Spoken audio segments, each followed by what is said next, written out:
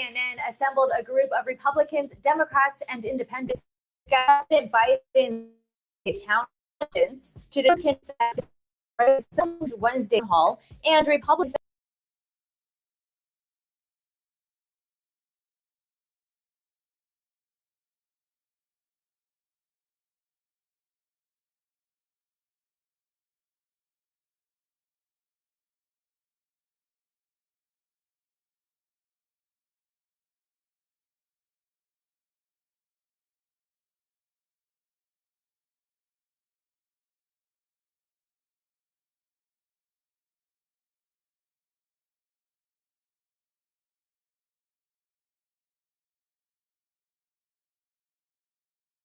to admit that former President Trump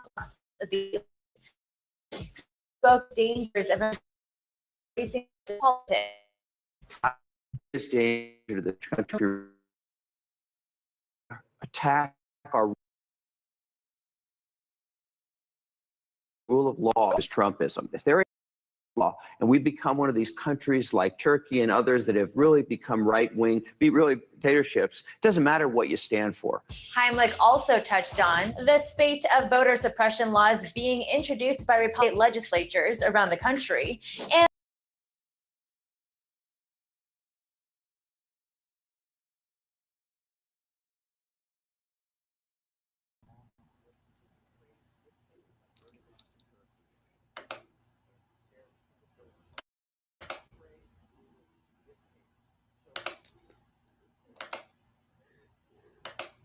All right, can anybody hear me now?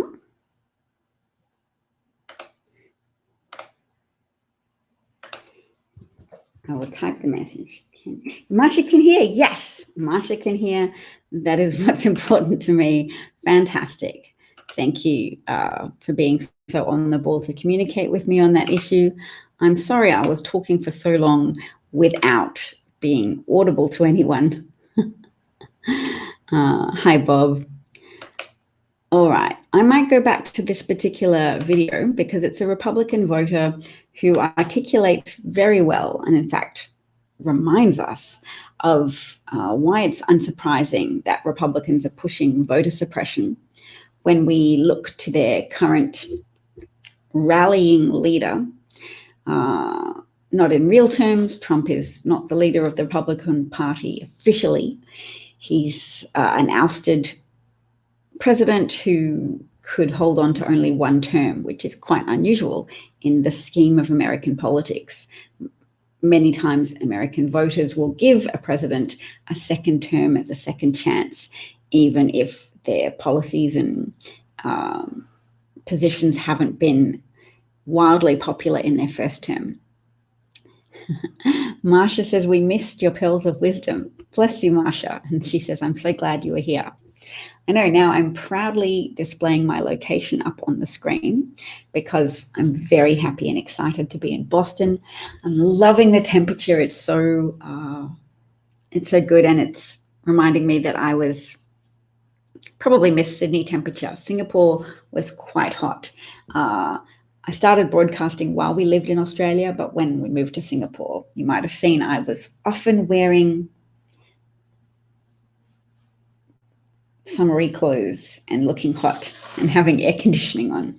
And air conditioning is a big contributor to climate change. That need to pursue human comfort at all costs, or that more prescribed idea of more prescribed temperature range, that instead of being prepared to sweat a little bit, we always try to control our environment and make it cooler to make it easier for us to maintain homeostasis, which, as people who've done biology know, is that narrow range of conditions that allow human beings to survive and to function. If we exceed those temperature conditions in a too hot or too cold way for a long time, or to an extreme extent, we lose the ability to stay alive. But there are certain conditions that just make us a bit uncomfortable. And the irony of that is, in making our world more air-conditioned, we have made the world hotter. We have contributed freons, which are a particularly potent heat-trapping climate change gas. And even though hydrofluorocarbons, you can't produce them anymore, you can still trade them. So there's still a flourishing trade in hydrofluorocarbons to keep the air conditioning machines of the world running.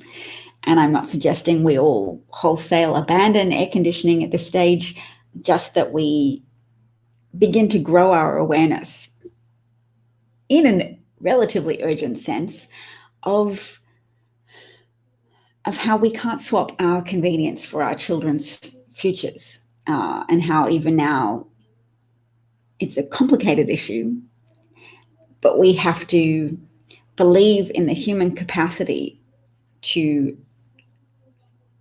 engage with problems and engage with sometimes the multifaceted nature of a problem, that there might be many contributing factors and that we have to try and address all of them as best we can. We have to have the courage to not pursue cynicism and to not say, well, too hard basket. We have to have the bravery for our children's sake and our own, and to have enough of a pack mentality about the human race to say it's worth addressing these problems. It's worth trying to two-prong mitigate against the increase in temperature that's already occurred and that's already contributing to increasingly severe and frequent damaging destructive weather events, such as floods and droughts and overly hot conditions that contribute to an increased rate of heart attacks and strokes amongst people who are exposed to those hot conditions. So say the kind of people who have to work outside.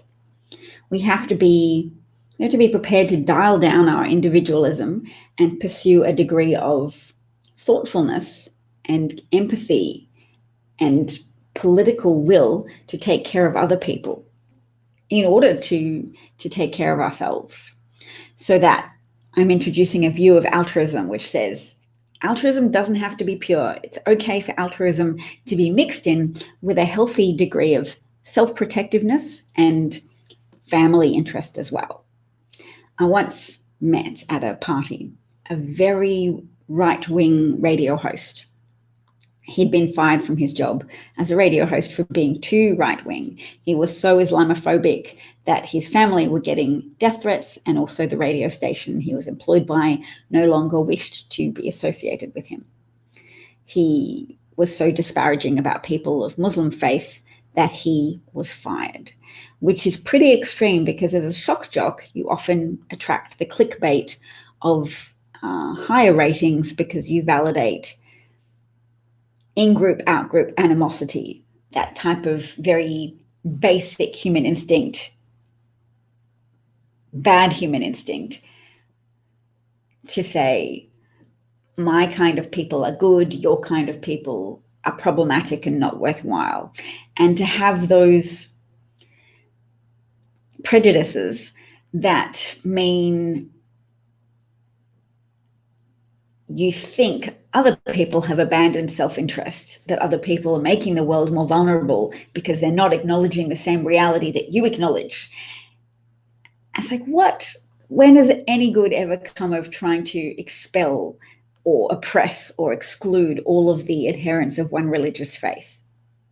I'm culturally a part of and historically a part of a religious group that was scapegoated by an exploitative con artist of a leader, Adolf Hitler, who said, yes, I will channel and amplify all your fears and anxieties and antagonism, and I will increase in-group, out-group animosity, and that will tap into your joy at that moral clarity of I will give you someone to hate.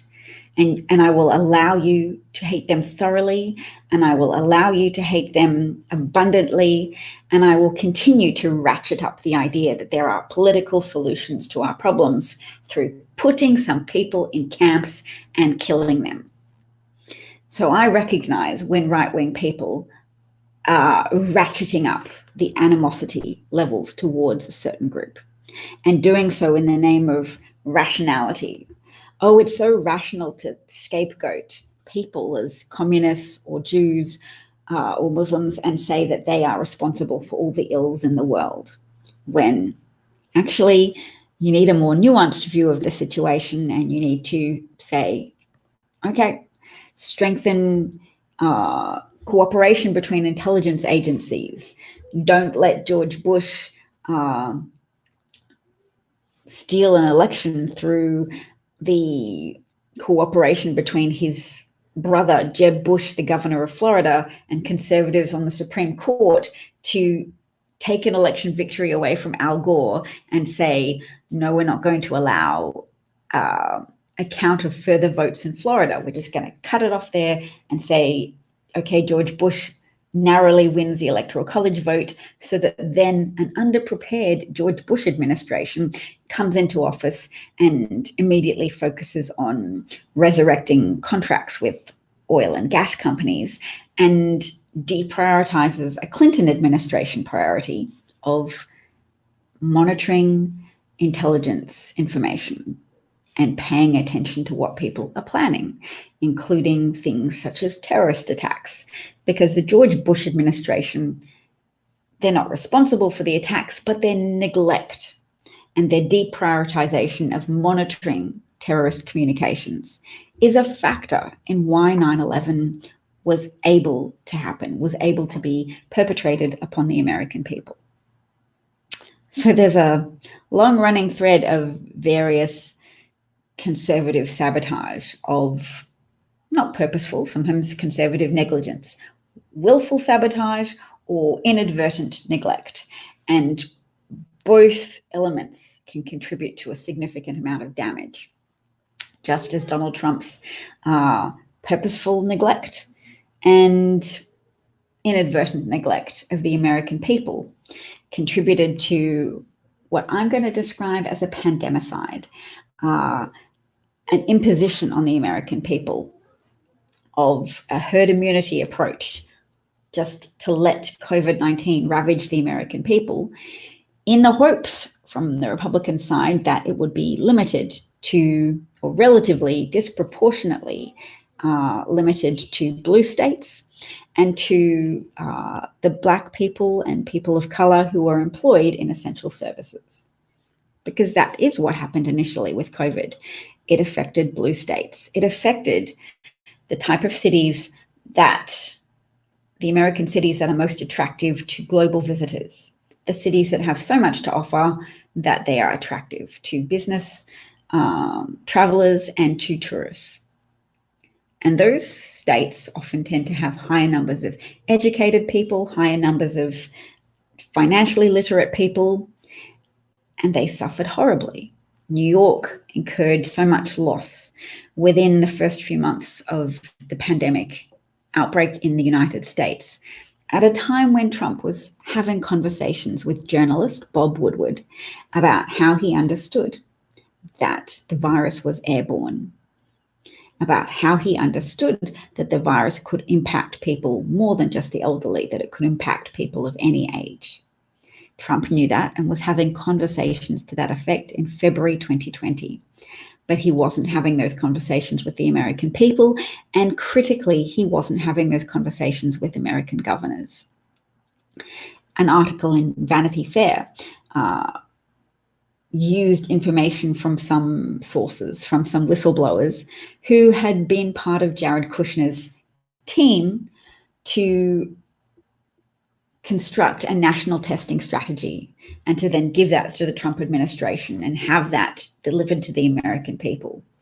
And those whistleblowers disclosed to Vanity Fair journalists that Jared Kushner abandoned that program, that he disbanded the team who were pursuing a national testing strategy.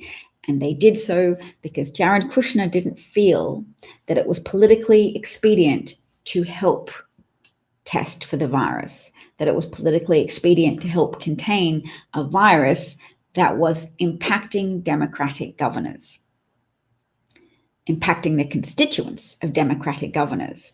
And so they abandoned a national testing strategy in the hope that the Democratic governors would then attract a lion's share of the negative attention and the negative political fallout from a rampaging virus. So the virus could have been tested. America could have shown the world how to approach efforts to contain this pandemic, could have led the world. We've looked to America, the rest of the world, for a long time as a beacon of light, as an example of democracy. And instead of saying democracy, I'm going to say democracy, a problem-solving strategy for government to ensure that leadership doesn't just cater to the interests of the uber wealthy, that democracy allows the full force of human ingenuity to come together to solve problems for all different demographic components of a society, that people aren't left behind, that we are stronger together. That's what a functional democracy does. But there are obstacles to America's functionality as a democracy. Yes, America is a republic, but it's still a version of a democracy. It's not a direct democracy, it's a representative democracy, meaning you elect people. So that system has to be free and fair in order for this democracy to be functional. You can't have wealthy people disproportionately purchasing airtime and thereby disproportionately impacting people's opinions. You can't have that, or your representative democracy is a dysfunctional democracy and things become too weighted in the interests of the uber wealthy. And then those circumstances cause people to irrationally embrace communism. I'm talking about students and the small subset of people who are Stalinists, who are so aware of the negative outcomes of the pendulum of power in the US becoming weighted towards the wealthy, the interests of corporate owners, the non-workers, the non-wage earners. Some of them are innovators and organizers, but it's not okay for them to co-opt so much resources that they then purchase democratic power, more democratic power for themselves, that people have to try and compete with billionaires when donating to political figures. There's supposed to be a cap on political donations, but the override was instituted by conservative justices on the Supreme Court, who in 2000, when Citizens United, is that 2013? So sorry, knocked over my microphone. Citizens United.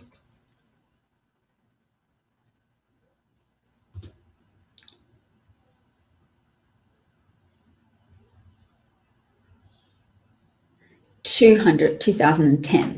Okay, Citizens United, 2010. Better World says exactly failed to lead. And Cyber Grief says, good morning from Florida. Dav, thank you. It's so exciting to be here in your time. I will note that in Singapore, it would be 8:30 at night, and I would be normally putting my children to bed or collapsing from exhaustion, having put my children to bed or doing the dishes. Now I'm in the United States. I have enough room to have a dishwasher because I'm not so poor I could never afford a dishwasher. I was so space cramped, I never had a dishwasher. So I was always so tired, and my husband was always up so late working a Boston job from Singapore, and we couldn't move here. So he had to stay up late for calls, and I stayed up late with him, and sometimes I broadcast and sometimes I just was very tired. Bob has a good news item of the day. The Brooklyn Museum, thank you, Bob. I'm so proud of you for doing this. The Brooklyn Museum has returned 1,300 pre-Hispanic artifacts to Costa Rica, some over 2,000 years old, without being asked, and Costa Rica archaeologists are happy and in awe. Well, that's fabulous, Bob. That is a wonderful good news story. And I think it highlights an important point that I want to make, because there is a change in some cultural dynamics. Nothing is ever 100%, but more people have had their eyes opened to the perils faced by Black people just trying to exist in the United States. That you could be a suspect of committing a small felony and have your life taken from you by the arresting officers who stubbornly decide to keep their knee on your neck, even in the face of multiple bystanders, crying, telling you that you're taking someone's life, and that degree of stubbornness is hostility to Black life. And that is why I've come to the US and I see signs in churches saying Black Lives Matter. This is an urban area, and urban areas get it more. Not 100%, but more people in urban areas are getting this. Not to exclude or disparage people from rural areas, because some people in rural areas do get this. There were some small protests for Black Lives Matter, even in areas where it wasn't expected. And we have to embrace that and amplify it instead of succumbing to generalizations about each other. Because generalizations are a tool of, I want to say a tool of the devil, but generalizations can be a tool of fascism. Fascism is an answer to a call that arises in a vacuum of truth, when there is an absence of truth or prevalence of a lie. Then people develop an appetite for unhealthy things that seem healthy to them. Fascism is an answer to people who yearn for a strong father figure, for moral clarity, for someone who says, I will solve everything, I will protect you. Those other people won't acknowledge those threats to your existence. So those other people disparage your fears. Those other people call you racist for hating all Muslim people. They tell you not to overgeneralize, but you need to in order to sharpen your threat perception skills. And only if we'd hated more Muslim people earlier, we could have prevented 9/11. That was never true. It wouldn't have been hatred of Muslim people that could have prevented 9/11. It would, because the world is a global interconnected place where we have migrants in every corner of the world, and we are richer for it. We connect with each other, we move about, and people gravitate towards areas of opportunity. People meet need with their skills. What would have prevented 9/11 was if the Al Gore administration had been in place, they were primed and ready to go to a greater extent than George Bush. George Bush's team came in disarray after an unexpected and undeserved victory that was the product of a Supreme Court decision made following the decision of Jeb Bush, governor of Florida, to stop counting votes. Injustice was compounded by further injustice, and I decry what happened in George W. Bush's administration, which was a failure to pay attention to intelligence coming from America's various intelligence agencies, a failure to operate as a central coordinating point for that intelligence, a failure to hear what was happening and thereby to intervene and prevent 9/11 from occurring in the first place. So the people who can't understand that truth are still clinging to the truth of their hate, of their idea that build walls, keep people away, and that will increase your personal safety. It's a misguided idea. It's misplaced antagonism towards migrants, towards Muslims. Some people of the Muslim faith are extremists, and you need to have the confidence and engagement with the Muslim community so that you can have whistleblowers, people who disclose to authorities when a relative or a connection of theirs or an acquaintance is showing evidence of radicalized plots to harm others. The American intelligence agencies have made a lot of progress in monitoring and coordinating responses. But it's harder to have confidence in America's agencies when you see that the FBI did such a terrible job of anticipating violence at the Capitol and advocating for a more heavy-duty response to the domestic terrorists who sought to overthrow American government on that fateful day of January the 6th. I'm looking at the comments, and Marsha has said, I'll get used to the time change. Absolutely. We've had about a week and the children have started to sleep through the night, which is so great before my 6-year-old was waking up at 3 a.m. and the adults would have to, or at least one adult would have to wake up to take care of her. It was hard. It was hard.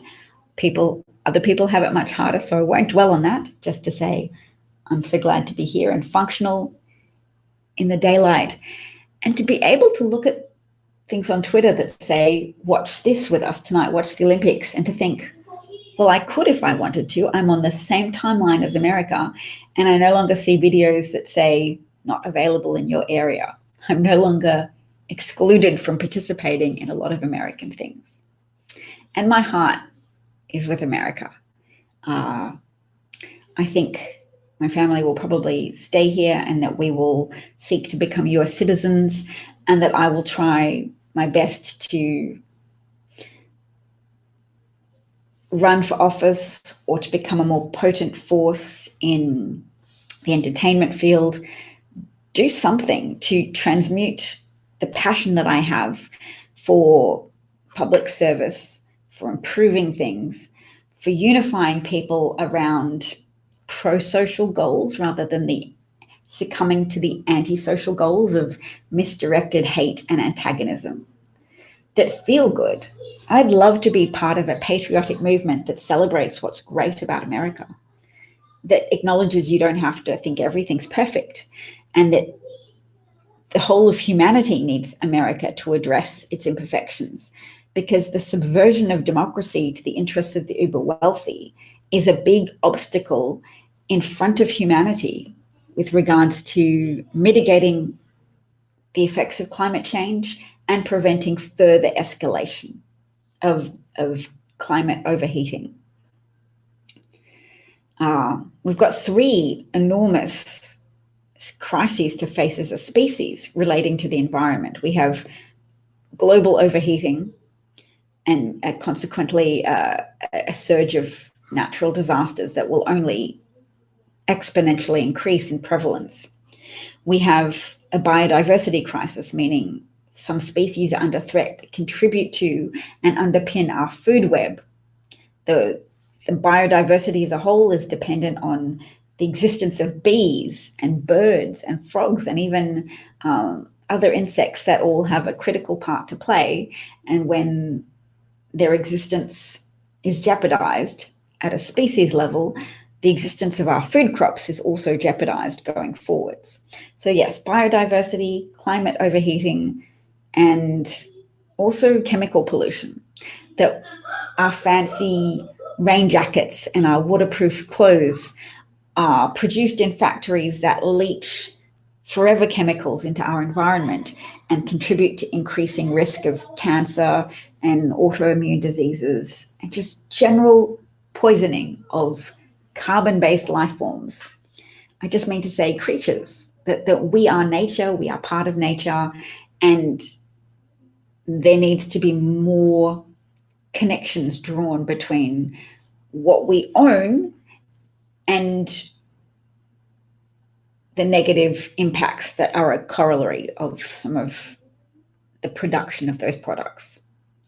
Women are very well placed to do this. We're often very well socialized to have a pack mentality, to look out for units of people, whether they be family units or societal units. There's a lot of pro-social energy you can squeeze out of women as long as you let them occupy positions of power. So people weren't prepared to let a woman, Hillary Clinton, occupy a position of power.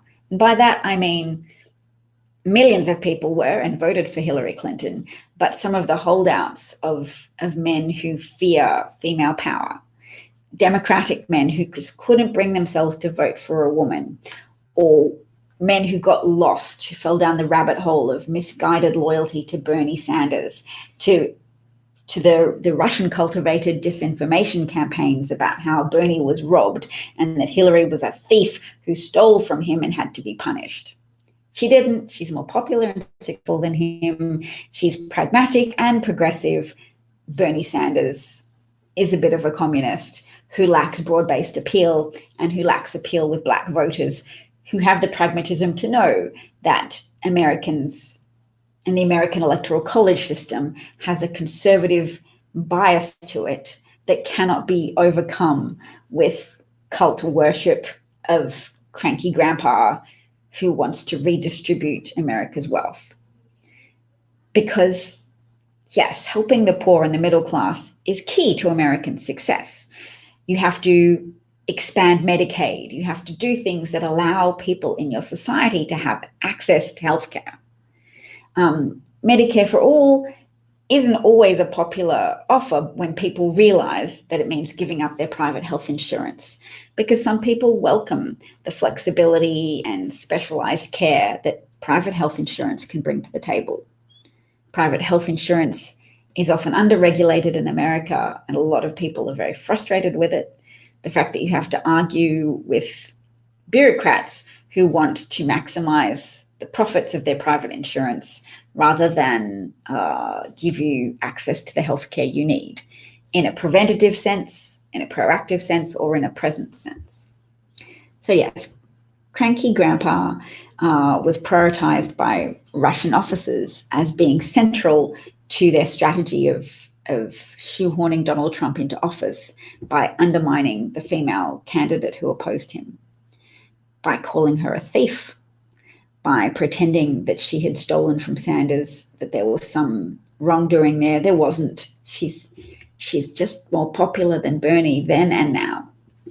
Bernie decisively lost the primaries in 2016 and again in 2020 to a candidate that was backed by more Black voters, and particularly a large proportion of Black Democratic voters who are middle-aged or elderly and whose experience has helped them be pragmatic rather than succumb to the idealism, the misguided idealism of communism.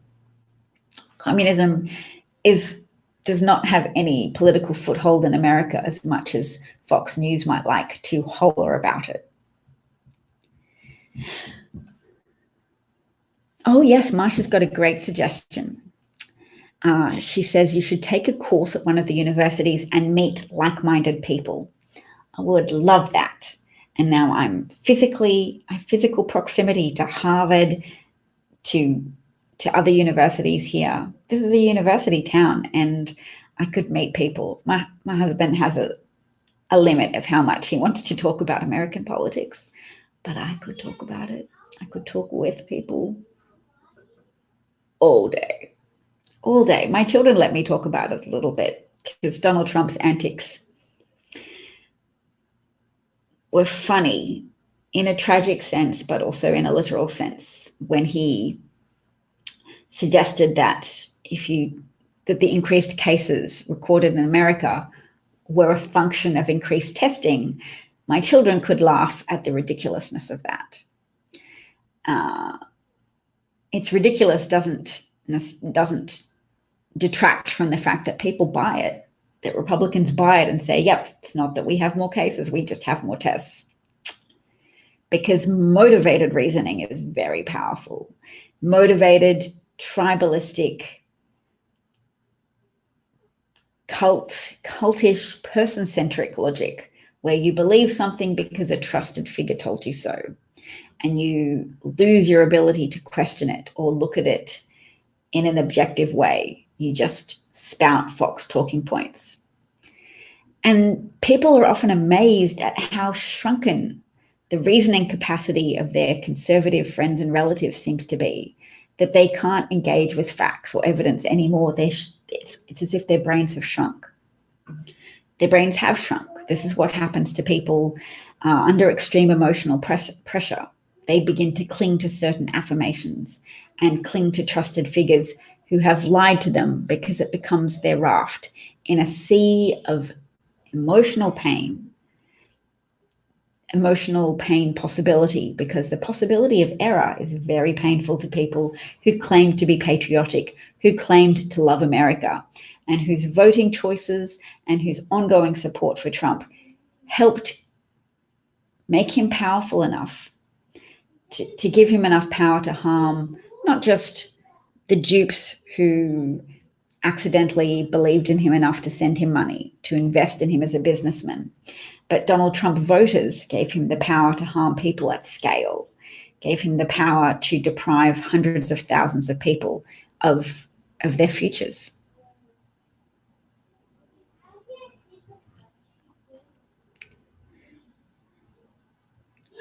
Well, I've got a sweet little troll this morning whose murderous disinformation I will call out. So I'll put him up here because this is not cool. It's not cool to go around trying to undermine public willingness to protect themselves and their communities and their families. So if you're a parent who gets a vaccination, you're at least increasing the chances that your child could stay safe. If you are fully vaccinated like me, like a billion other people around the world, a billion. How many people are vaccinated? Let's Google it. Sweetie, you can play with intelligent people when you learn how to spell the word liberal, because you can't, and you should sit at the children's table until you've learnt to be less murderously irresponsible and reckless with your public utterances. Okay? You go sit with the children and the grown-ups will talk, and we will mute you for now because a lot of people have got the vaccination and it's very easy to mute you. Ta-da! Done. He may be American. Lots of Americans genuinely hold dysfunctional opinions, but there's also the possibility that he might be a paid troll, because there's Russian disinformation campaigns that have now existed for a long time that have sought to weaken America and weaken the safety of Americans by spreading anti-vaccination ideas. And bad ideas can be very contagious, because people who are unfettered by any constraint, unfettered by any compunction to tell the truth, those people can be very dangerous. Paul says, we vaccinated are going to survive at least. We are much more likely to survive, but a resurgence of COVID as a function of the unvaccinated creates higher exposure levels, and higher exposure levels mean more incidence of the vaccine, more hosts for more host bodies for variants to develop in.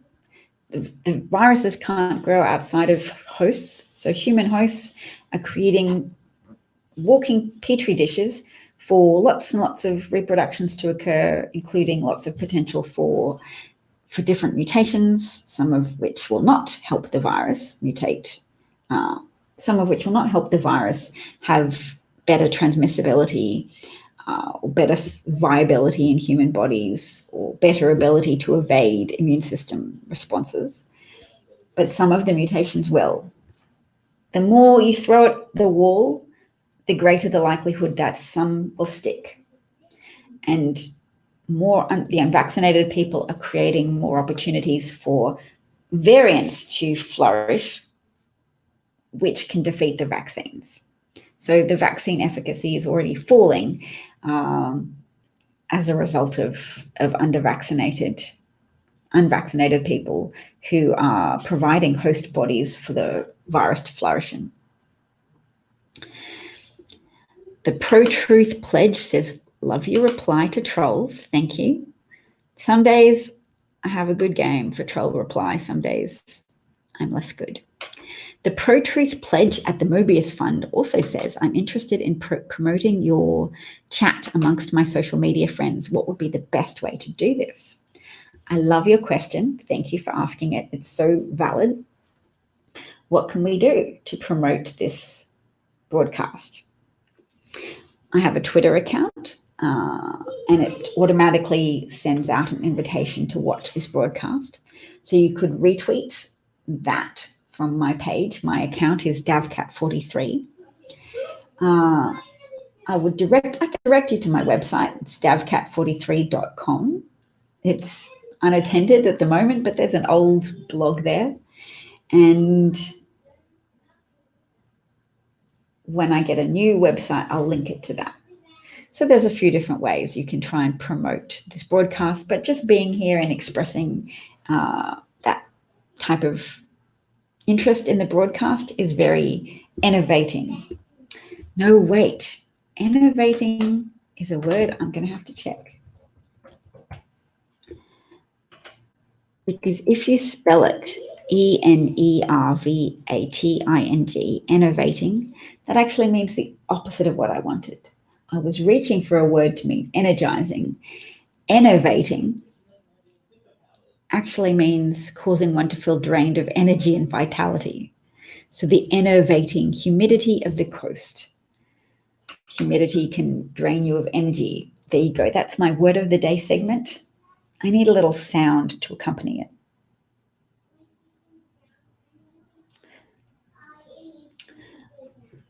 People are watching the Olympics. That's cool. I should watch the Olympics with my children because venerating athleticism is a way to encourage athleticism and physical pursuits. And moving your body does feel good. I got an app and it says that to me every time I log in. It says moving feels awesome. And I'm like, yes, these are all the affirmations I need to keep repeating. So I internalize them, so I live them. It's like Trump people keep saying to themselves, he's so truthful, and anything I hear about him is just fake news, la, la, la. I only trust Fox. Fox tells me COVID is a hoax. And all the people who die, all the people whose unvaccinated presence in hospitals and intensive care units is challenging hospital resources, is sucking the life out of healthcare professionals, bringing more people closer to burnout, even to suicide, because suicide is a high risk of that in the healthcare professions, such as doctors. They get burnt out, they get overtired, they get depressed from dealing with people who don't take care of their own health. And a flood of pandemic patients whose death, and if they don't die and they have long COVID, whose self-disabling rejection of a vaccine must be so sad for health professionals, knowing that they've been brought to the point of exhaustion by how much they've given to the American people to save American lives over the last year in the face of a destructive, dysfunctional president who undermined public health messages. When consistency of message is a key part of inducing people to modify their own behavior. Consistency of public health message is a key part of pandemic response. Without a consistent message from health professionals and politicians, you can't get people to shake. You can't get enough people to shake the inertia of doing nothing, of succumbing to that inaction bias. So the people who didn't wear masks, the people who helped prolong the pandemic, the people who helped transmit the virus if they were asymptomatic carriers, the people who helped transmit the virus if they were slightly sick but just didn't think they should stay home because it's just a flu, it's just a cold, move on with your life. The people who don't understand that it's destructive to prioritize the economy over public health, because if you disregard public health in a pandemic and people get sick and hospitals get overrun, it naturally makes people feel afraid and stay home. It naturally causes people to reduce their expenditure because they're afraid. And no matter how much you lie to the public and tell them not to be afraid, there will be enough people who can see what's happening with their own eyes and believe it, that you will still experience an economic downturn. And that's what's happened. That's what's happened in the United States in 2020. Even as Republican governors tried to say, we'll plow through this. We're not like the Democrats. We're cheerleaders for the economy. You can trust us. This is our superior economic management skills. Disregard public health. Pass laws forbidding state level, local government level mask mandating. actually legislate against public health measures and say, we're going to force, Donald Trump issued an executive order to force meat packing workers back to work. He did so with the request of the corporate owners of meat packing industry plants, meat packing factories. And the Tyson people at the management level of Tyson meatpacking placed bets on how many of the workers would contract COVID. So they were betting on how many people in their workforce might sicken and die.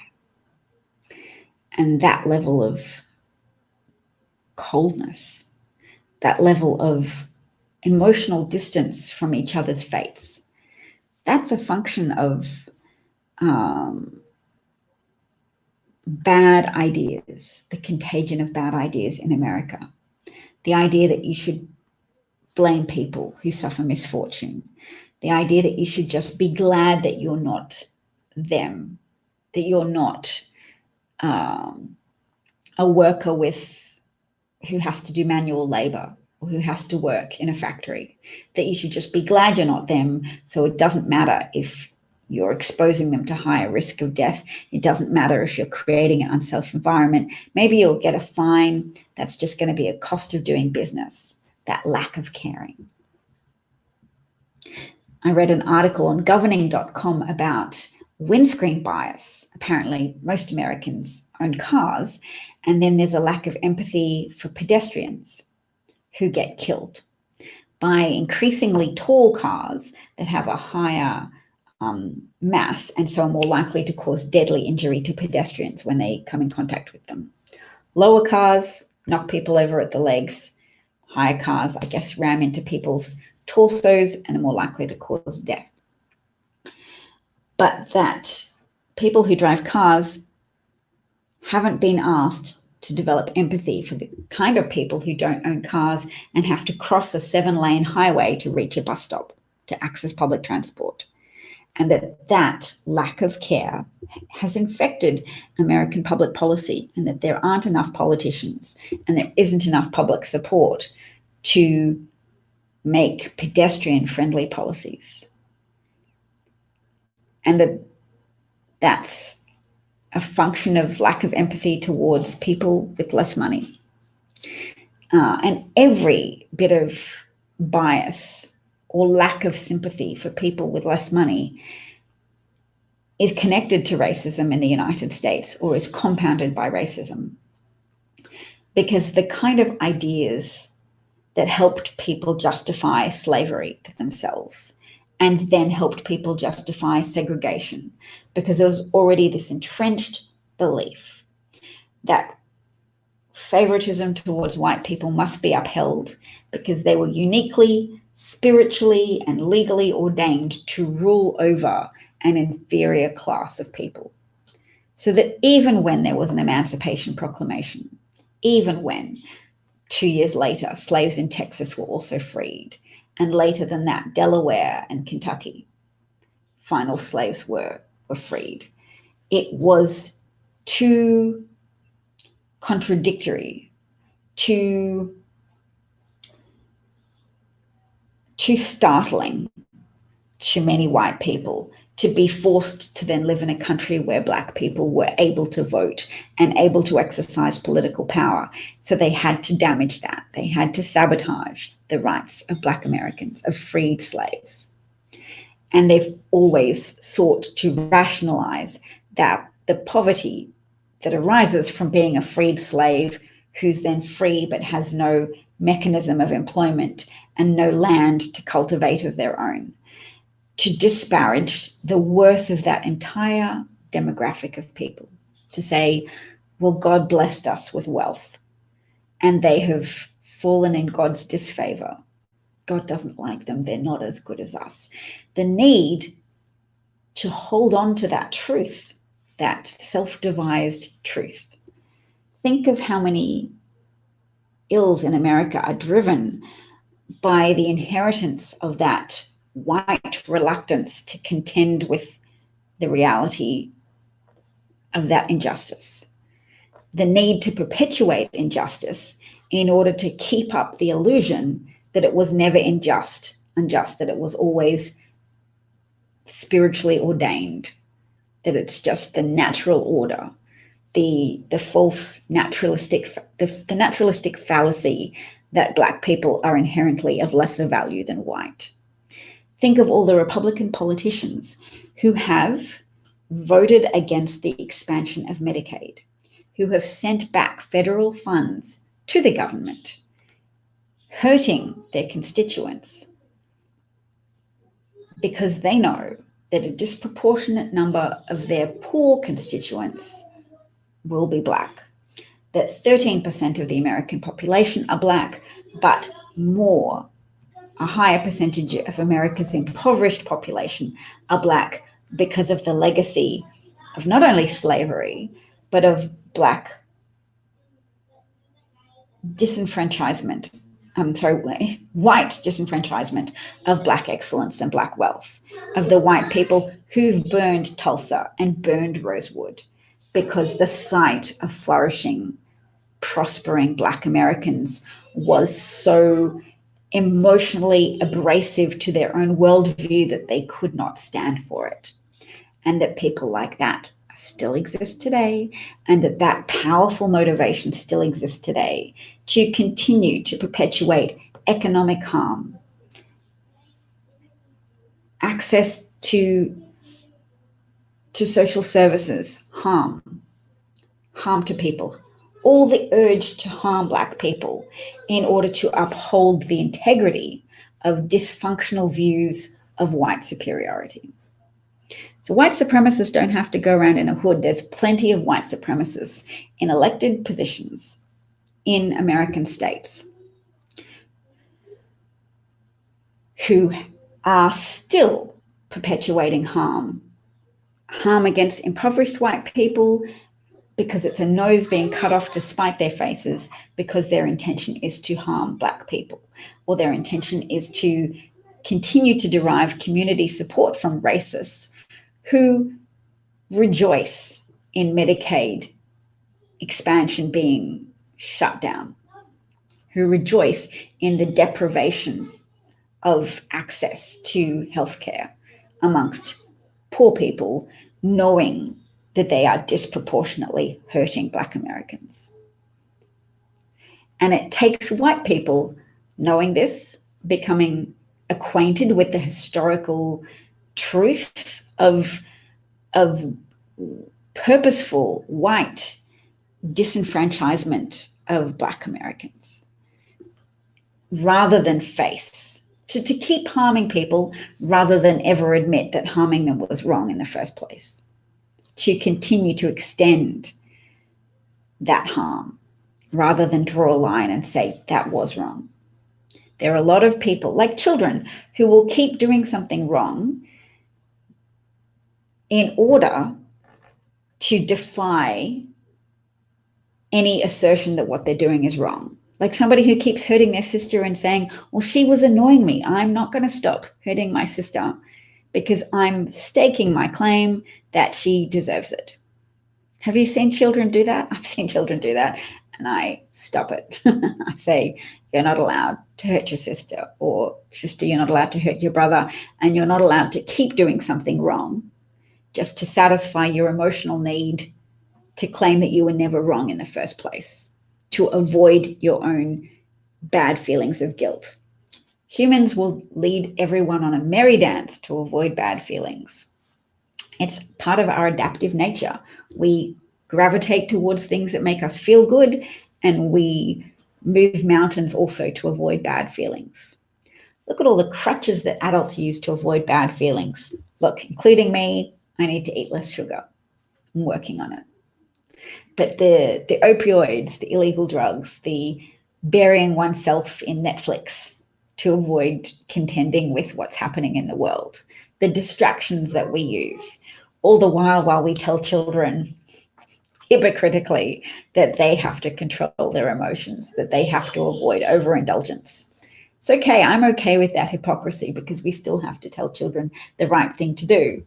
It's just we could admit ourselves that it's not always easy, and that crutches can sing a siren song to adults as well, and that we have to be honest about our struggles and deal with it.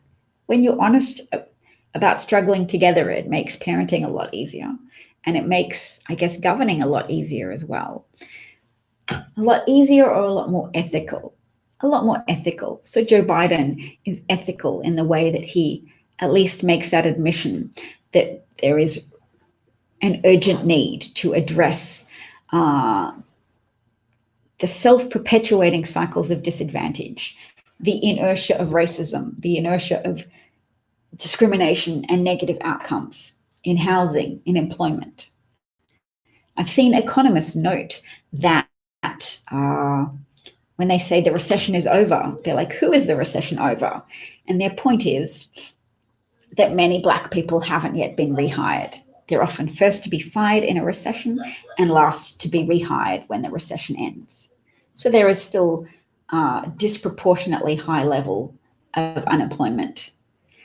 And every time we talk about things that affect people in racially different ways, it's time to absolutely denounce the idea that it's worthy to be colorblind, because there are patterns of iniquity that still occur now. Trump pretended he was doing a favor to Black people when Black employment levels rose, but everybody's employment levels were rising because there was a continuity of economic improvement that was initiated in the Obama-Biden recovery pattern that was using the forces of government to stimulate economic recovery, in contrast to what Republicans do, which is to deny the role of government in saving people from a pattern of circling the drain economic contraction. That is the critical difference at this point in time between Republicans and Democrats. Democrats recognize the need for economic stimulus from the government, that the government can help. Republicans want to drown help in a bathtub. Democrats want to help. Don Candy's just subscribed. I will say thank you. The Pro-Truth Pledge says, is there a direct link to this broadcast I could share? I don't see it on my link here. Oh, well, that's a great point to make. And I will say that to the founders of HAPS to make sharing easier, to make there a button on. Are you using the HAPS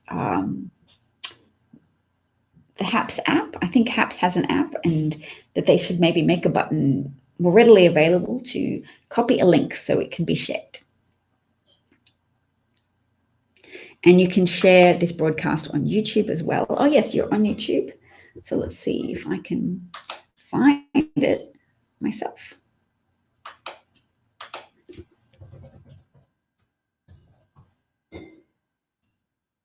I'm sad that it's this difficult to share the broadcast, but not sad, because everything that is a problem is an opportunity to improve things. All right, I'm looking at my own channel now. Here we go. And then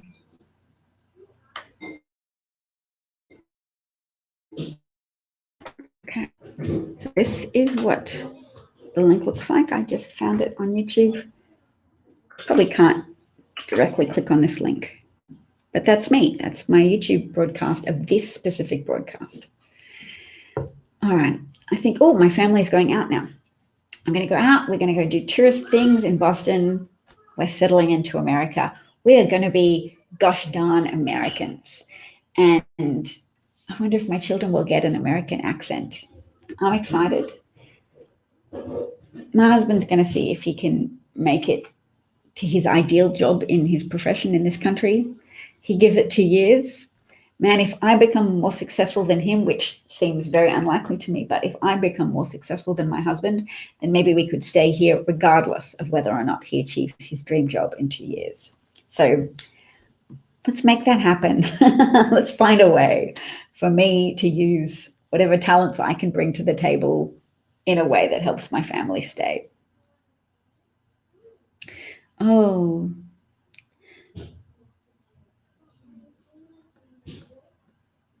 if Bob has changed, he found a box of Iraq war cards after 9/11 and your cousin was killed in the Pentagon. I'm so sorry for your cousin's loss and your loss of your cousin.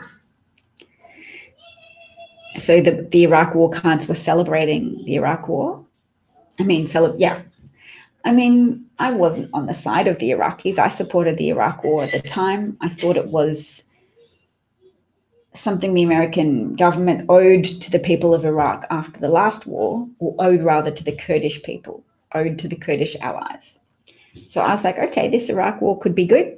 I didn't believe that there were weapons of mass destruction, but I thought America was going to demonstrate its military might one way or the other in order to soothe the understandably hurt feelings of the American citizens who had just suffered an unprecedented domestic attack, or an attack on domestic soil, and that at least attacking a dictator would be good. It would free the people of Iraq from the grasp of a dictator, but it wasn't good. And it led to the death of hundreds of thousands of Iraqis. And it destabilized Iraq, and it gave rise to factions of different religious groups attacking each other, as well as directly bombing and attacking and murdering the people of Iraq through people such as Eric Prince's Blackwater group that killed a whole family, shot a little boy in the head at a roundabout traffic stop because the people at the roundabout kept going around the roundabout. Which was a hard thing to read about, a hard thing for a family to live through, and the surviving child of that family, whose parents and whose brother was shot. She's not a fan of America, and she's not a fan of the American government, and she's not a fan of the American people, and you can be sympathetic to how she arrived at those feelings, even if you don't want to share her point of view. The American government did make some mistakes. The American Supreme Court made a mistake in allowing George Bush into office in the first place. He didn't win the election, and his unreadiness for office and his team's unreadiness for office contributed to an environment which was then vulnerable to attack. So thank you so much to all the people who tuned in for today's broadcast. I've had this thing up on screen all the time, but we haven't listened to it. Let's very briefly. There are too many Republicans today that don't have the guts to speak out against the big lie. Why is that? It's cowardice. CNN assembled a group of Republicans, Democrats, and independents to discuss President Biden's Wednesday town hall, and Republican Phil Heimlich railed against so many in his party for their refusal to admit that former President Trump the election